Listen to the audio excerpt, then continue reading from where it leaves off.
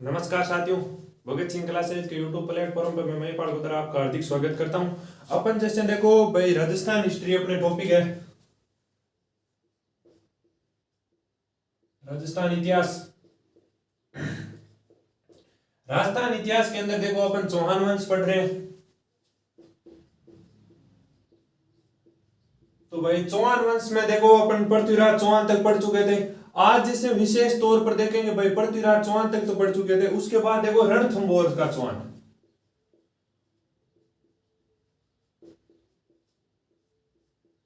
रणथंभौर चौहान वंश की अपन आज बात कर लेते हैं कि भाई रणथंभौर चौहान वंश की अपन यदि बात करते हैं तो रणथंभौर चौहान वंश के अंदर पृथ्वीराज चौहान अपन ने पिछले वीडियो के अंदर पढ़ा था, यानी चौहान वंश का अजमेर के चौहान वंश का आखिरी राजा था। तो पृथ्वीराज था पृथ्वीराज चौहान। कहा जाता है कि मोहम्मद गौरी ने इनको मार दिया था। तो मोहम्मद गौरी ने जब इनको मारा था, यानी पृथ्वीराज चौहान की जब मृत्यु हुई थी, तो इनके पुत्र था, जो इनके पुत्र का नाम क्या है पृथ्वीराज चौहान के, गोविंदराज। गोविंदराज। और पृथ्वीराज चौहान का भाई था, उस भाई का क्या नाम है,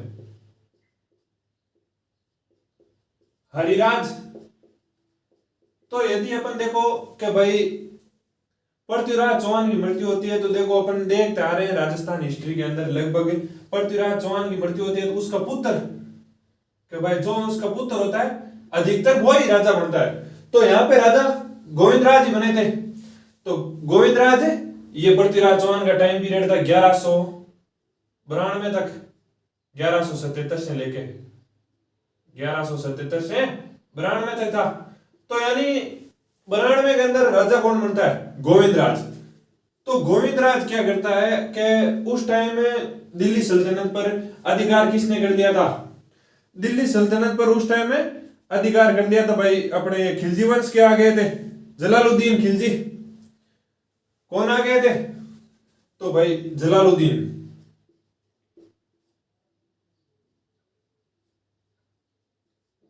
जलालुद्दीन खिलजी। तो क्या करते हैं कि ये उनके संधि करके, यानी उनके अधीन काम करने लग जाते हैं गोविंदराज।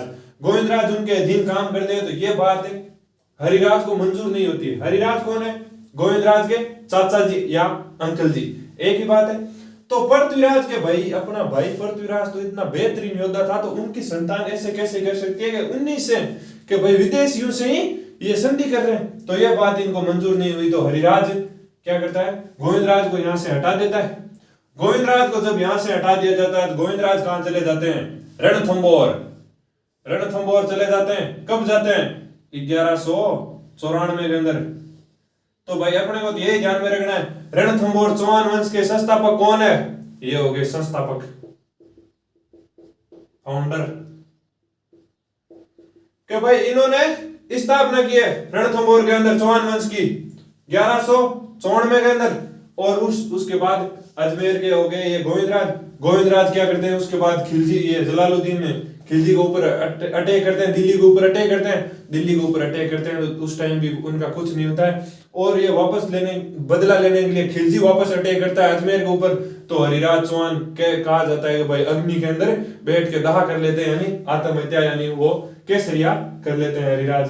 अब जैसे आगे बात करते हैं अपने रणथंभौर चौहानों की, तो गोविंदराज की। तो गोविंदराज में देख लो भाई, ये हो गया कि एक तो पृथ्वीराज चौहान का पुत्र था, पुत्र किसका था, पृथ्वीराज चौहान का, ये लिखा हुआ। उसके बाद 1194 के अंदर रणथंभौर के अंदर चौहान वंश की नींव रखी। अब जैसे इनके बाद गोविंदराज के बाद जो जो राजा बनते हैं उनको देखो, एक बार देख लेते हैं।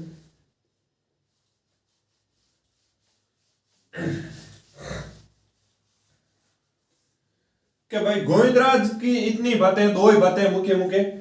तो उनके बाद जैसे एक दो राजा बनते हैं, उनकी अपन बात करते हैं। तो उनमें देखो एक तो वलन, कि भाई 2 नंबर पर ये तो हो गए, 1 नंबर पर संस्थापक हो गए, और 1994 के अंदर यहां पे आए थे, और पृथ्वीराज के पुत्र है वालन। वालन से ज्यादा कोई इतिहास अपने को देखो मिलता नहीं, और ना ही अपने यहां से परीक्षा के अंदर क्वेश्चन आता है। उसके बाद जैसे आप अपने आते हैं प्रहलादन।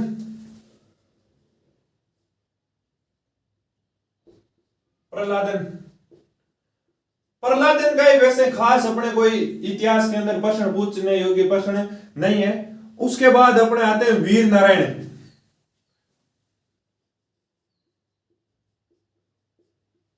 वीर नारायण से एक प्रश्न आ सकता है कि भाई दिल्ली के किस राजा के साथ इन्होंने युद्ध किया था, तो इल्तुतमिश।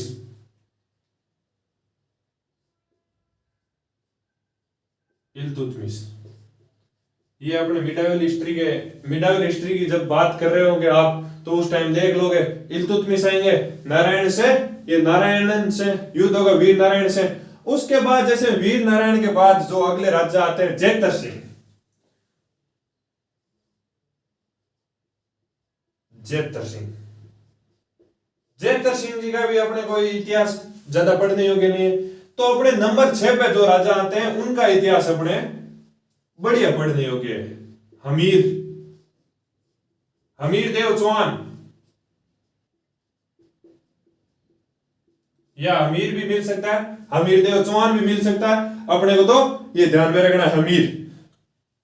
हमीर के टाइम पीरियड की बात करें तो इनका है 1282 से लेके 1301 तक। अब अपन बात करेंगे हमीर देव चौहान की या हमीर चौहान की, कि भाई रणथंभौर चौहान वंश से यदि कहीं से प्रश्न आता है, या तो गोविंदराज से आता है या हमीर से आता है, तो अपने को ये दो ही ध्यान में रखना। बीच वाले जो भी मैंने 4 नाम बताए हैं, वालन, प्रहलादन, वीर नारायण और जयतर सिंह, इनका कभी कभार परीक्षा के अंदर क्रम पूछ लिया जाता है कि भाई चौहान, रणथंभौर के चौहान होगा, क्रम वाइज बताओ। तो अपने 6 नंबर पे आज टॉपिक है हमीर। हमीर की अपन बात करें तो हमीर के पिता कौन हो गए? पिता अभी मैंने बताया था जयतर सिंह।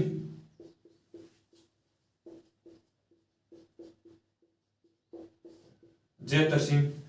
और यदि जैसे इनकी माताजी की बात करें तो इनके माताजी का नाम है हीरा देवी या हरिया देवी कहा जाता है, पर अपने को तो यही ध्यान में रखना है, हीरा दे या हीरा देवी। दे का मतलब अपने राजस्थान के अंदर देवी होता है, हीरा दे। अब जैसे आगे बात करें तो भाई ये किस प्रकार के राजा थे? तो ये दिग्विजय नीति अपनाया करते थे। दिग्विजय का मतलब कैसे है? जैसे दिग्विजय नीति,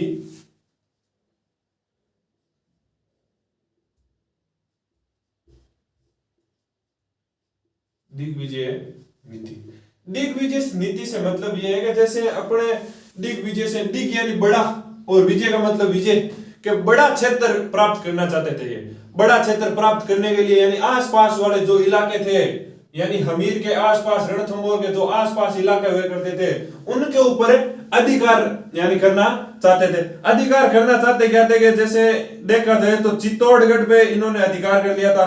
समर सिंह वहां के राजा थे। 1 नंबर पे देखे चित्तौड़ पे अधिकार कर लिया था समर सिंह। समर सिंह कौन है आपको मैं बता दूं कि अपन मेवाड़ का इतिहास जब पढ़ रहे थे तो राघव चेतन वाली जो घटना हुई थी कि भाई राघव चेतन नाम का एक हुआ था, वो तोतुम की भाषा पढ़ लिया करता था, रतन सिंह के पिताजी थे ये समर सिंह, रतन सिंह जी के पिताजी। और जैसे देखो और कहां पे अधिकार कर लिया था। एक अपने एमपी के अंदर जगह पड़ती है धारा नगरी। कहां पे? धारा नगरी या धारा नगरी लिख लो। यहां के भोज परमार हुआ करते थे राजा। भोज, इनको हरा के यहां पे अधिकार कर लिया था। और जैसे अपन इनकी देखें, और एक तो है अपने भीमरस स्थान हुआ करता था यूपी के अंदर। भीमरस पर अधिकार कर लिया था। भीमरस के राजा कौन हुआ करते थे? अर्जुन से वैसे अर्जुन वो मत समझना, अपने तो ये ध्यान में रखो, भीम और भीम का छोटा भाई अर्जुन। तो ये भीमरस और धारा नगरी का भोज परमार और चित्तौड़ का समर सिंह। ये जैसे उस टाइम हुआ क्या करता था, अपन जैसे देख रहे हैं कि भाई जो जो राजा जिस क्षेत्र पर अटैक करके जीत लेता है उसी राजा को वहां का राजा बना दिया जाता है, परंतु उससे टैक्स ले लिया जाता है, या वहां पे कोई अपना एक सेनापति होता है उसको प्रशासक बना दिया जाता है या वहां का राजा के रूप में घोषित कर दिया जाता है। परंतु जैसे उस क्षेत्र पर उसी इलाके का कोई वापस अटैक कर देता है तो उसको क्षेत्र को वापस छोड़ देते हैं, ज्यादा ध्यान नहीं देते थे दूसरे क्षेत्रों में। तो पहले चित्तौड़ इनके अधीन आया करता था, हमीर के अधीन आया करता था। अब जैसे आगे बात करें इनकी कि भाई आगे, तो आगे बात करें तो देखो 1290 के आसपास है हुआ क्या था, 1290 के आसपास की घटना है। 1290 और 92 के अंदर 2 बार अटैक होते हैं इनके ऊपर। 2 बार अटैक करता कौन है, अटैक करते हैं जलालुद्दीन खिलजी। अटैक कौन करता है, जलालुद्दीन खिलजी आक्रमण करते हैं। एक तो करते हैं 1290 के अंदर,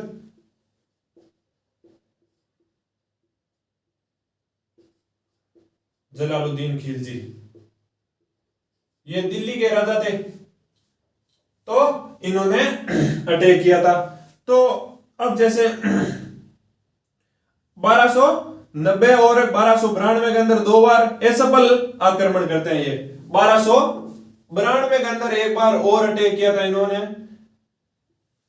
जलालुद्दीन खिलजी साम्राज्यवादी विस्तार नीति का व्यक्ति था कि जो बड़ा राजा यानी जैसे ये चित्तौड़ पे अधिकार कर लेता है, धारानगरी पे अधिकार कर लेता है, भीमरस पे अधिकार कर लेता है, ऐसे बड़े छोटे मोटे जो ये विशेष विशेष स्थान थे यहाँ पे अटैक कर लेता है। तो भाई जलालुद्दीन खिलजी को ये बात जच नहीं रही थी, तो जलालुद्दीन खिलजी ने 1290 में अमीर पे अटैक किया था, यानी रणथंभौर दुर्ग पे अटैक किया था। रणथंभौर दुर्ग पे अटैक करने के बाद ये यानी पहली बार 1290 के अंदर करते हैं। 1292 के अंदर जब ये अटैक करते हैं तो ये कहते हैं अब की बार मैं रणथंभौर जीत के ही जाऊंगा, ऐसे वापस ना तो दिल्ली आऊंगा ना कोई बात।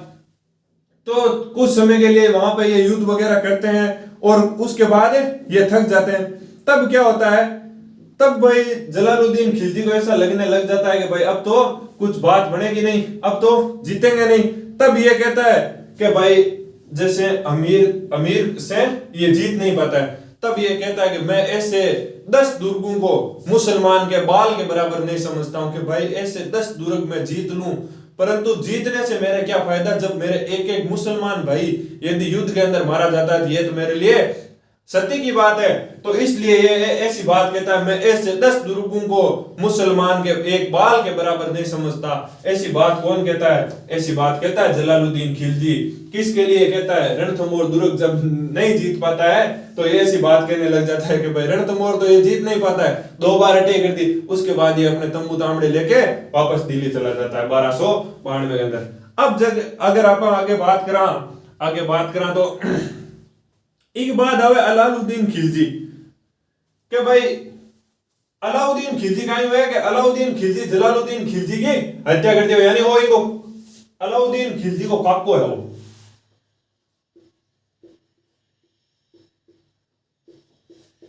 अलाउद्दीन खिलजी हत्या करेंगे जलालुद्दीन खिलजी की। जलालुद्दीन खिलजी हत्या ही खातिर करेंगे भाई हमीर ने वो हरा कौन पावे, यानी 2 बार बट अटैक कर दिया, अभी बाद में वो हरा नहीं सके। एक खातिर जलालुद्दीन खिलजी ने हटार दिल्ली को राजा बने अलाउद्दीन खिलजी बेहतरीन साम्राज्यवादी नीति राजा हो कि भाई अलाउद्दीन खिलजी हो एकदम आपने जो मान लो कि साम्राज्यवादी विस्तार नीति को आदमी हो। और जना कहीं करे कि 1292 के ऊपर अटैक करे हमीर पर, 1299 के अंदर 1299 के ऊपर अधिकारी अटैक ई खातिर करे कि अलाउद्दीन खिलजी की सेना हुए, अलाउद्दीन खिलजी की सेना हुए जगह गुजरात जावे कर जावे गुजरात बटा कोई मालमूल ले रहे जना भी टाइम कायम है इनके सेनापति आगरे उल्गू खां और अलग खां। गुजरात जाओ जना एक तो है उल्गू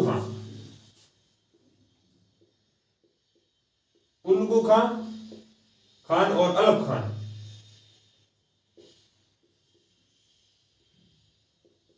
ए दोनों कहीं करे कि ए दोनों जावे बताऊं गुजरात में लूटपाट कर लियो। गुजरात शुरू में अपन ध्यान है कि बेहतरीन आर्थिक नीतियों बढ़िया जगह बट समान योग्य चीजें बताओ जना एक आएंगे बट अटैक कर गुजरात पर है और बताऊं माल ले लियो जना आज सागे दो व्यक्ति और जावे मोहम्मद शाह और देखो गुजरात जाओ जना एक तो जाओ मोहम्मद शाह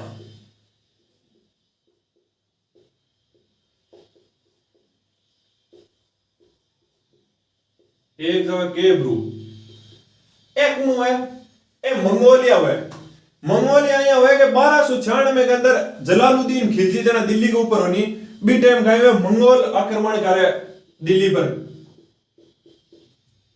मंगोल 4000 मंगोल आक्रमण करे 4000 मंगोला ने काई करे के एड मंगोला ने इस्लाम स्वीकार करा दियो जना ए इस्लाम ही कोन में बिया मंगोला हुए ए मंगोल हुए मोहम्मद शाह और केब्रू जना ए कहेंगे कि भाई ए 100% जको मान लो कोई चीज लूटी है बा 100% लूटी है बिग माओ ए दोनों के भाई माने 20% दे दियो जना ए 20% देवे कोनी उल्गू खां और अलग खां जना ए देवे नहीं जना ए कहेंगे ए विद्रोह कर दे मोहम्मद शाह और केब्रू विद्रोह कर हमीर के करने आ जाए हमीर की शरण में चले जाते हैं। कौन चले जाते हैं?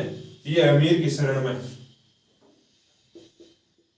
अमीर की शरण में चले जाते हैं। तो हमीर अलाउद्दीन खिलजी इनके पास अमीर के पास मैसेज करवाता है कि भाई हमीर हमारे दो बंदे हैं आपके पास उनको आप या तो हमें सौंप दो या उनको मार दो। हमीर कहता है जो मेरी शरण में आ गया मैं सनातन धर्म को मानने वाला हूं जो मेरे से मदद मांगता है मैं उनकी मदद ही करता हूं।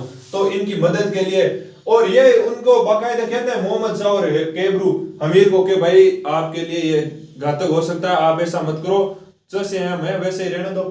फिर क्या करता है ऐसी बात सुन के मोहम्मद शाह को एक जागीर भी दे देता है। हमीर इनको एक जागीर दे देता है। जागीर देने के बाद उस जागीर का नाम है जगना जागीर दे देता है। ये जागीर देने के बाद अलाउद्दीन खिलजी के ऐसे दिमाग के अंदर बत्ती चसने लगी और कहा कैसे जाता है। अलाउद्दीन एक खिलजी की बेगम हुआ करती थी नसीरों खां क्या नाम है उसका मेरे को भी पूरा ध्यान नहीं है। वो कहते हैं कि मोहम्मद शाह और इनकी अलाउद्दीन खिलजी की बेगम के अंदर भी चक्कर चलता था दोनों के लव अफेयर था इसलिए ये दोनों इसके बाद अलाउद्दीन खिलजी के दिमाग के अंदर बहुत तेज बत्ती चस गई। उसके बाद ये अपने हमीर के ऊपर अटैक करते हैं 1299 के अंदर हमीर के ऊपर अटैक करते हैं। तो हमीर पे अटैक करते हैं तो एक दो तो सेनापति देखो एक तो हो गया उल्गू खां और एक हो गया अलग खां और एक इनके साथ में और मिला दिया जाता है नुसरत खां। इनको एक बात साफ कर देते हैं। जैसे गुजरात वाली बात समझ में आ गई। गुजरात की वजह से यानी गुजरात पे जो अटैक हुआ था मुगल आए थे जो उनकी वजह से हमीर पे ऊपर अटैक हुआ था नहीं तो हमीर अपना राज्य चला रहा था। देखो एक तो हो गया हमीर और एक हो गया अलाउद्दीन खिलजी।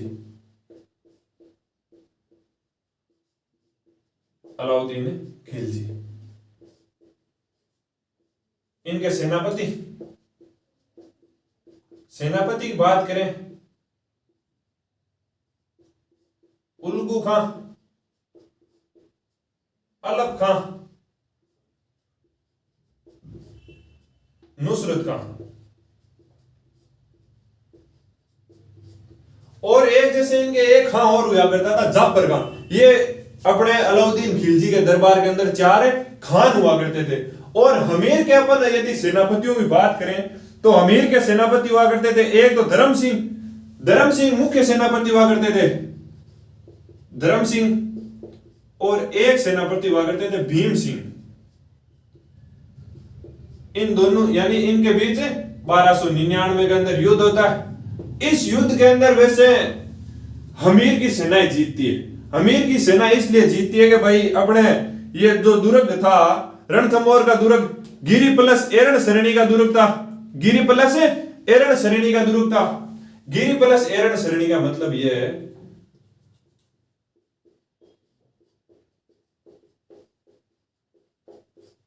कि भाई एरण मतलब जंगलों में था गिरी मतलब पहाड़ी पे था कि भाई ऐसा दुर्ग था बख्तरबंद दुर्ग थे कि भाई फजल कहते हैं अबुल फजल कहते हैं कि राजस्थान के बाकी दुर्ग तो नंगे हैं, रणथंभौर का दुर्ग ही बख्तरबंद है, यानी कुछ पहने हुआ है, यानी रणथंभौर दुर्ग आसानी से दिखता नहीं था। गिरी प्लस एरण श्रेणी इतनी भयंकर पहाड़ी पे था कि आसानी से वहां पे कोई चढ़ नहीं पाते थे। और उससे पहले एक दुर्ग और आया करता, जाहिन दुर्ग।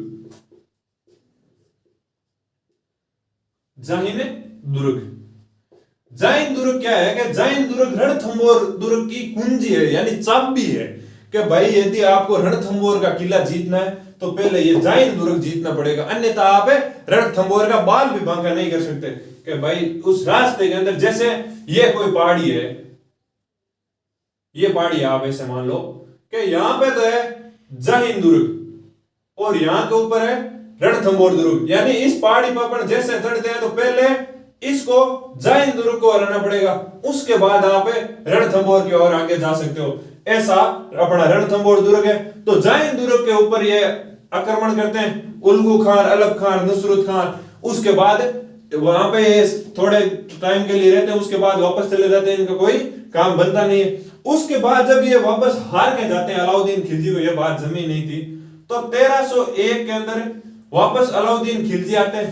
अलाउद्दीन खिलजी यदि इन्हीं सैनिकों को भेजता है, एक बार इन सैनिकों को ये सैनिक वापस मैसेज करवा देते हैं कि भाई हमसे पेश नहीं पड़ रही, यानी हम इनके पार नहीं कर पा रहे इनको।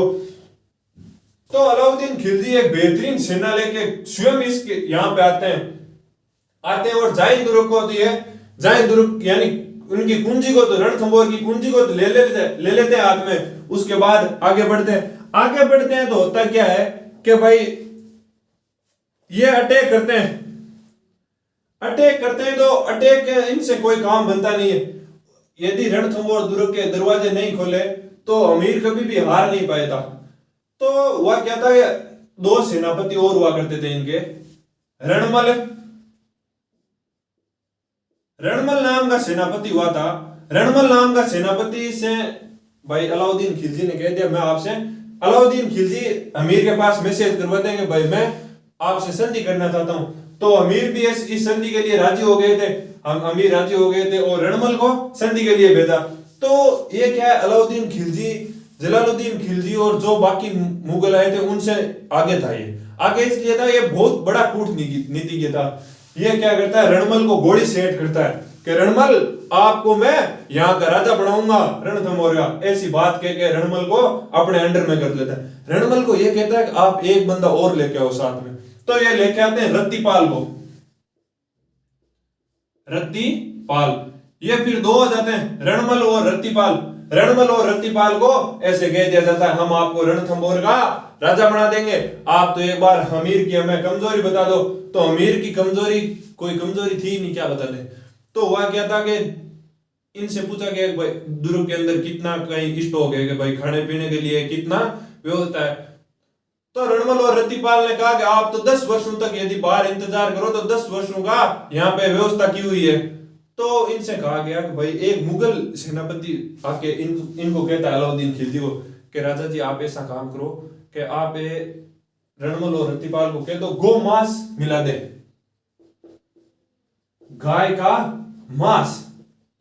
कि भाई हिंदू धर्म के अंदर गाय का मांस, ऐसे मांस वगैरह नहीं लिया करते थे। तो रणमल और रत्तीपाल को किया गया, जो पानी पीने की व्यवस्था की थी, यानी अपने कुंड हुआ करती थी प्राचीन समय में, वर्तमान में भी होती है, पानी का जो बड़ा पानी एकत्रित किया हुआ था उसके अंदर गाय का गोमांस मिला दिया जाता है, गाय का ब्लड मिला दिया जाता है। इस वजह से अमीर को वहां की जनता कहती है कि राजा जी अब भूखा मरने से और तिस रहने से कोई फायदा नहीं है, अपन एक काम करते हैं, इन पे अटैक करते थे। तो ये हुआ क्या था कि अमीर की सेना वापस इन पे अटैक करती है, उल्गू खां पे, और अलग खान, ये अलाउद्दीन खिलजी रहे हुए थे। तो उस टाइम में ये राजस्थान इतिहास का प्रथम साका हुआ था, राजस्थान इतिहास का प्रथम साका।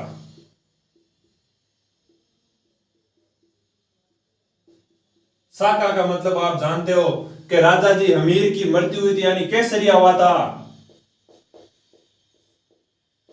और रानी हमीर की रानी हुआ करती थी, वो रानी रंग देवी या रंग देवी जोहर करती है, जोहर को लीड करती है।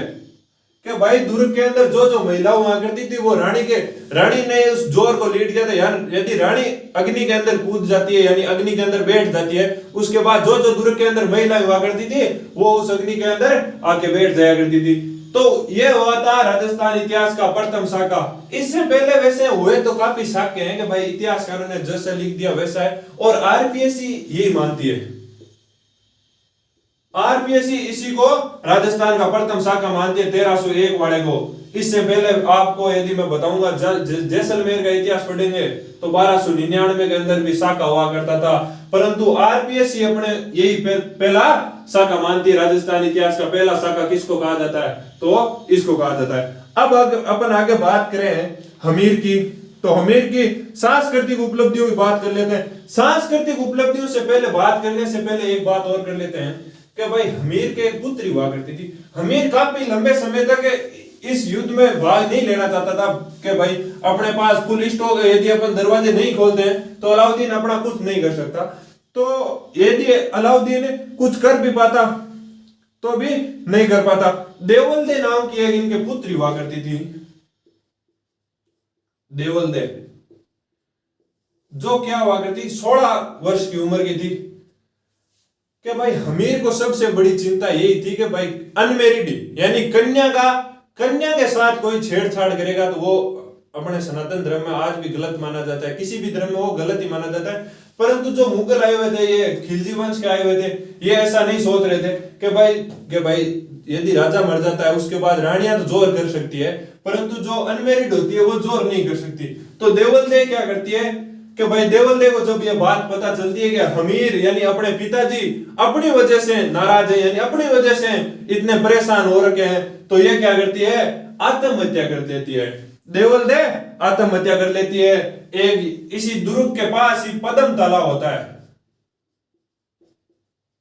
एकदम जैसे ये दुर्ग बना हुआ है इसके पास ही सटा हुआ है यहाँ पे, यानी एकदम नजदीक टच में ही दुर्ग के जस्ट नीचे ये तालाब हुआ करता था। उस पद्म तालाब के अंदर ये कूद के आत्महत्या कर लेती है देवलदे जिस दिन आत्महत्या करती है उससे अगले दिन ये केसरिया और जोहर होता है। रंगदेव जोहर को लीड करती है, केसरिया को हमीरदेव चौहान लीड करते हैं। अब जैसे हमीरदेव की सांस्कृतिक उपलब्धियों की बात करते हैं तो सांस्कृतिक उपलब्धियों में इनके पिताजी का नाम क्या था हमीर के? जेठर सिंह की रणथंभौर के अंदर 32 खंभों की छतरी बनाता है। कितने खंभों की? 32 खंभों की। उसे न्याय की छतरी भी कहते हैं। हमीरदेव की 32, हमीरदेव जेठर सिंह की, जेठर सिंह की 32 खंभों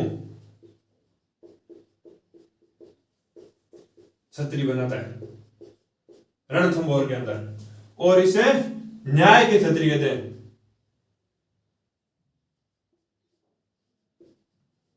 न्याय की छतरी इसलिए कहते हैं कि भाई पृथ्वीराज चौहान कोई भी निर्णय करता, जो भी फैसला करता, इस छतरी के अंदर जो भी न्याय करना हुआ करता था वो इस छतरी के यानी 32 खंभों की छतरी के अंदर आके किया करता था। 32 खंभों की इसलिए बनवाई है कि जेठर सिंह ने 32 साल तक राज किया था रणथंभौर पे, इसलिए 32 खंभों की छतरी, न्याय की छतरी भी कहते हैं इसे। अब जैसे आगे बात करें तो एक दो इनकी पुस्तकें हैं। हमीर की पुस्तक की बात कर लेते हैं। हमीर की पुस्तक का नाम है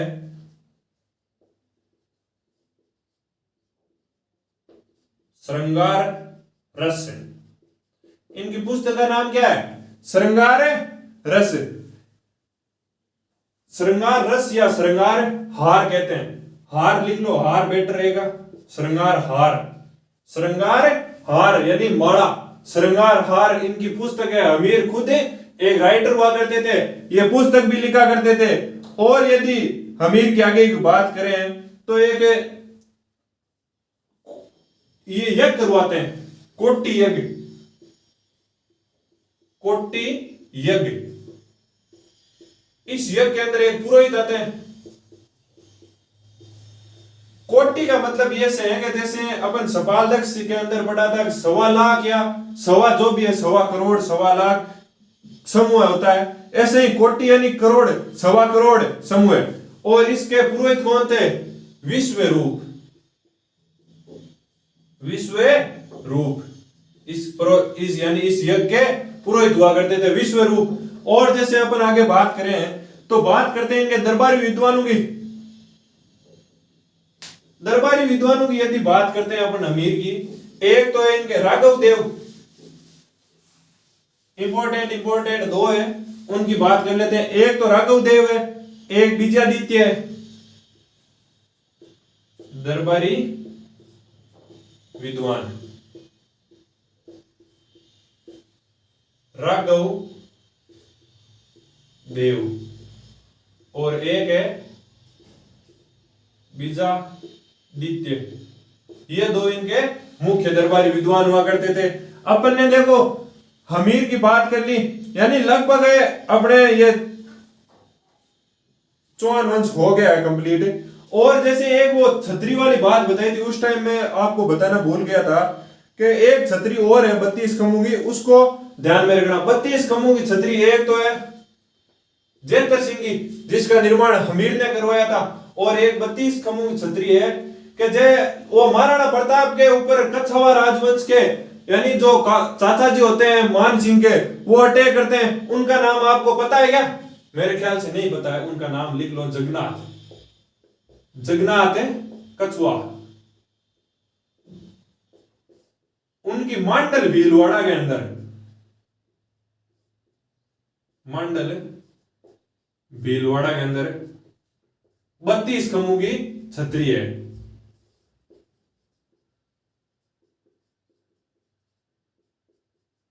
अब भाई ध्यान में रखना, एक तो अमीर ने निर्माण करवाया जयंतर सिंह की, अपने पिता जयंतर सिंह की 32 खम्भों की छतरी है, और एक जगन्नाथ कछवाहा मान सिंह का भाई था, जो महाराणा प्रताप के ऊपर अटैक करता है। लास्ट आक्रमण होता है महाराणा प्रताप के ऊपर, जगन्नाथ कछवाहा होते हैं वो अंतिम आक्रमण करने वाले। जगन्नाथ कछवाहा की छतरी कहां पे? मांडल के अंदर 32 खम्भों की है, और जयंतर सिंह की भी 32 खम्भों की है। ये तो अपने लगभग रणथंभौर का इतिहास हो गया है। और जो आगे अपन बात करेंगे नेक्स्ट वीडियो के अंदर, जो बात करेंगे वो करेंगे। और जैसे वीडियो अभी तक देखो आपने शेयर नहीं किया, शेयर कर देना, और अपने दोस्तों को ये बोलना कि भाई सब्सक्राइब करके रख ले। ये रीट की जो तैयारी कर रहे हैं कि रीट की परीक्षा लगभग जुलाई में होनी तय है, तो चैनल को सब्सक्राइब करके रख लो। वीडियो डालते हैं आपके पास नोटिफिकेशन आ जाए, नोटिफिकेशन बेल आइकन दबा के रख लो। तो धन्यवाद दोस्तों, वीडियो पसंद आए तो शेयर करना, लाइक करना नहीं भूले। धन्यवाद दोस्तों, जय हिंद जय भारत।